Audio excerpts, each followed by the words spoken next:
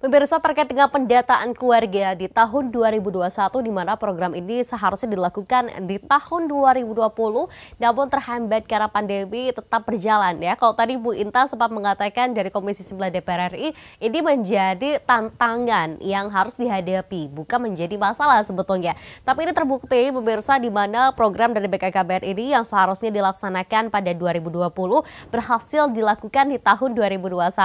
Dan yang menariknya adalah kita tahu bahwa BKKBN salah satunya bersinergi dengan Komisi 9 DPR RI dengan tugas-tugas yang ada untuk melakukan pendataan keluarga secara serentak begitu ya di Indonesia, termasuk adalah di Jawa Barat dengan jumlah penduduk terbanyak di Indonesia. Dan tadi dikatakan oleh Pak Herman, ini sekali lagi walaupun memang menjadi tantangan besar, tapi karena sinergitas dari berbagai pihak, salah satunya adalah yang menarik, ini ada kader-kader pendataan dengan prokes ketat akhirnya tetap berjalan begitu.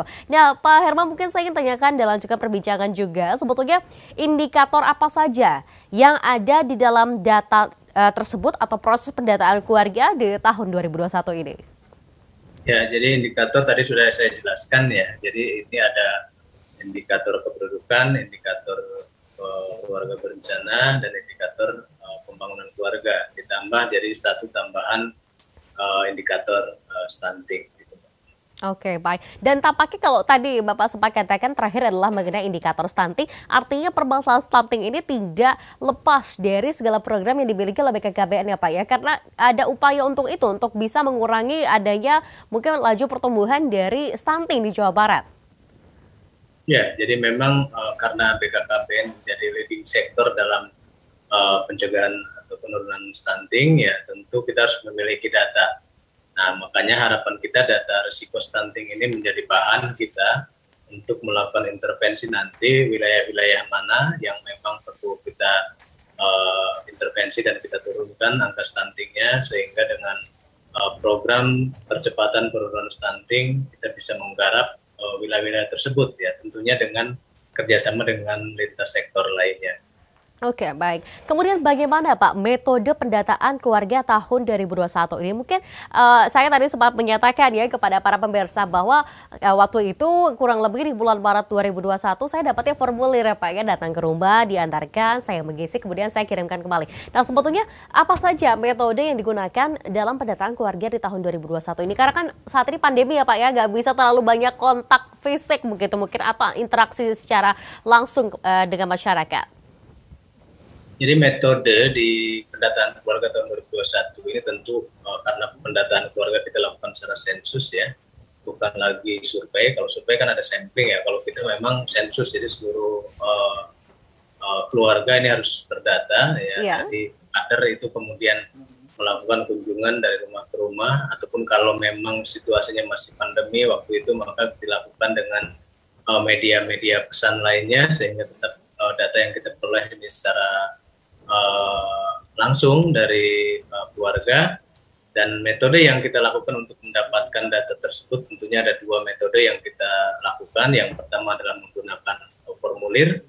Jadi kader pendata datang ke keluarga itu membawa formulir, nanti kemudian diisi jawaban-jawaban langsung di situ, ditulis sesuai dengan jawaban-jawaban dari keluarga.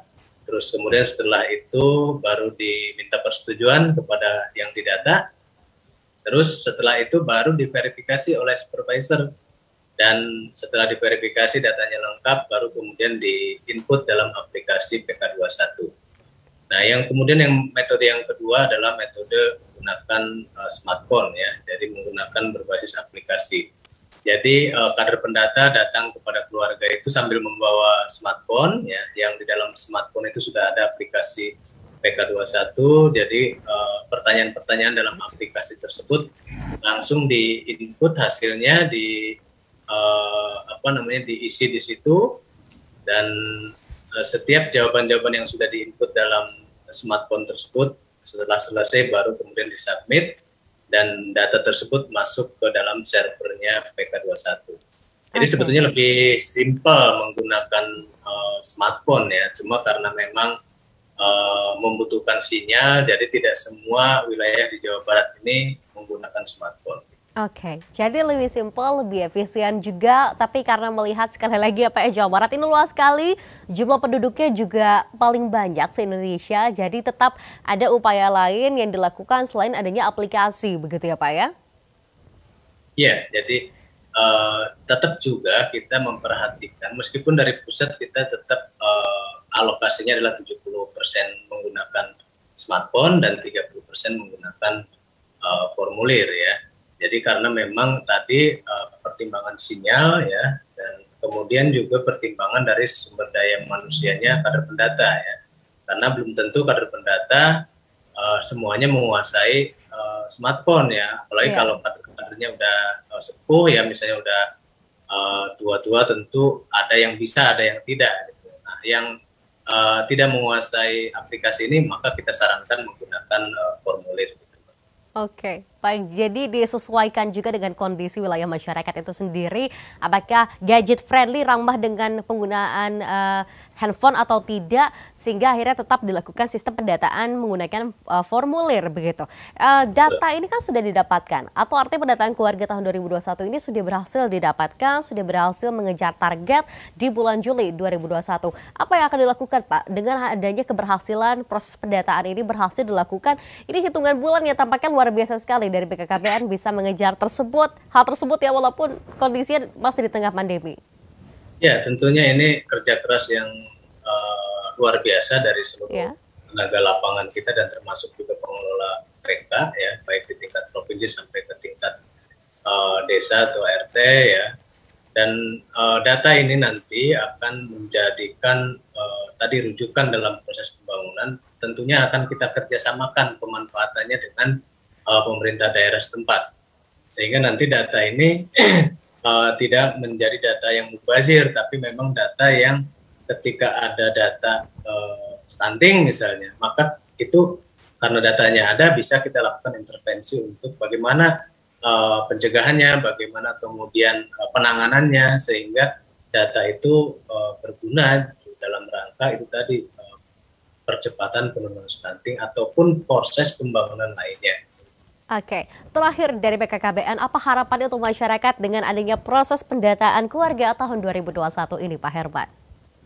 Jadi kami BKKBN Provinsi Jawa Barat tentu mengucapkan apresiasi dan terima kasih yang setinggi-tingginya kepada seluruh masyarakat atau seluruh keluarga di Jawa Barat yang sudah memberikan data kepada kader pendata kita dengan baik, dengan jujur ya, sehingga harapan kita data ini nanti berguna untuk proses pembangunan ataupun berguna juga untuk masyarakat di program-program selanjutnya. Kemudian juga kepada para stakeholder dan para mitra yang sudah mendukung program pendataan keluarga ini, tentu kami mengucapkan terima kasih.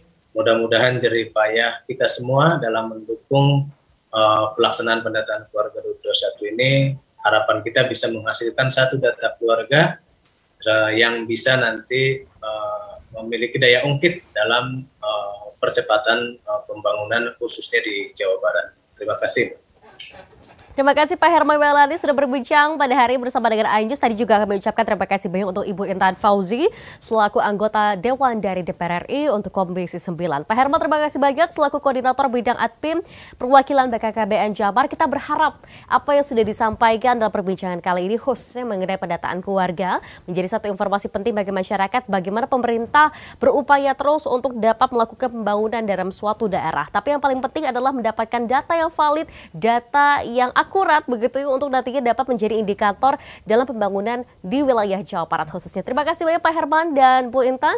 Dan perbincangan tadi sekaligus menutup perjumpaan kita dalam Anjus Syafar kali ini. Saya Mas Putri bersama kerabat kerja bertugas mengucapkan terima kasih atas perhatian Anda. Selamat melanjutkan aktivitas dan sampai jumpa.